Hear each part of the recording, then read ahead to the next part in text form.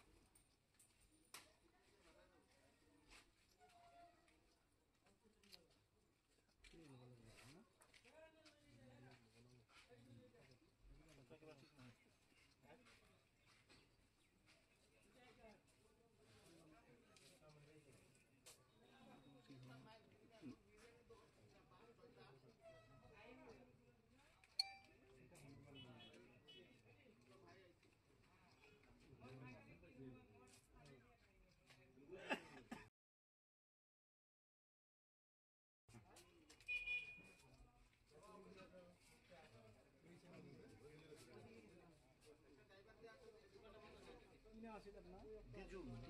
Biju Chandra, Biju. More. 39.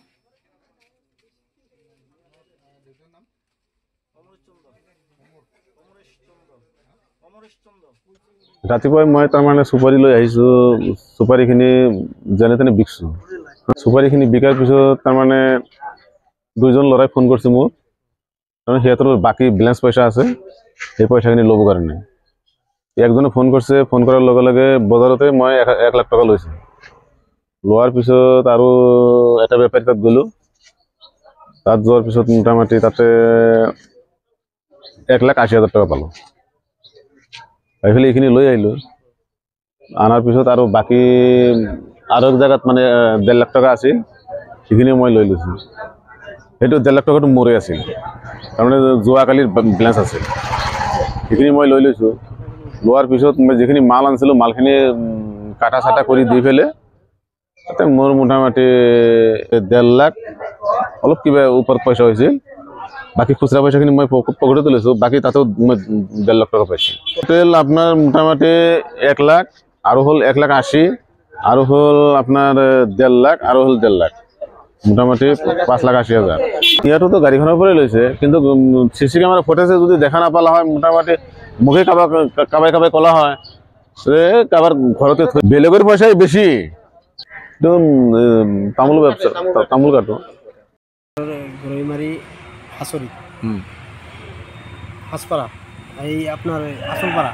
আসলপাড়ার পৰা আজি ৰাতিপুৱা 5টা বজাত তাৰ পৰা চুপাৰি লৈ ওলাইছিল ওলাৰ পিছত ইয়াতে 3 লাখ টাকাৰ মান চুপাৰি বিক্ৰী কৰিলে কৃষ্ণাই বজাৰত বিক্ৰী কৰাৰ পিছত আৰু বেলেগ বেপাৰীয়ে ইয়াক ফোন কৰি কৈছিলে যে মোৰো পইচা আছে অলপ লৈ আহিব তাতে 2,80,000 টকা আছিল টোটাল মিলি 5,80,000 টকা হ'ল এইখিনি পইচা ড্ৰাইভাৰ আৰু হিয়ে এটা ড্ৰাইভাৰৰ মাছখনত গাড়ীৰ মাছখনত থৈ বেলেগ এটা ৰাস্তা দি সোমাইছিল। সোমোৱাৰ পিছত আগেদি এটা ট্ৰেক্টৰ আহিছিলে। ট্ৰেক্টৰটো অহাৰ পিছত গাড়ীখন হঠাৎ পিছুৱাবলগীয়া হ'ল, বেক কৰিবলগীয়া হ'ল। বেক কৰোঁতে ড্ৰাইভাৰজনে ক'লে যে আপুনি পিছফালে ঠেলা এটা আছে, আঁতৰাই দিয়ক। সি নামিলে, নামাৰ পিছত ঠেলাটো অলপ আঁতৰাতে টাইম লাগিলে আৰু বেক বুলি গাড়ীখন পিছফালে আনোতে যাই দেখে যে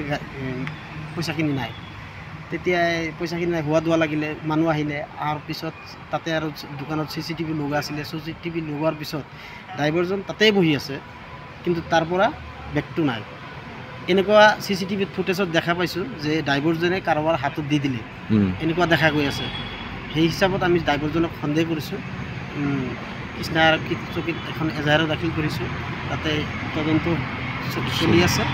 আমি আশা কৰিছোঁ যাতে আমাৰ পাওনা উপযুক্ত পইচাখিনি আমি ঘূৰাই পাম। এইখিনি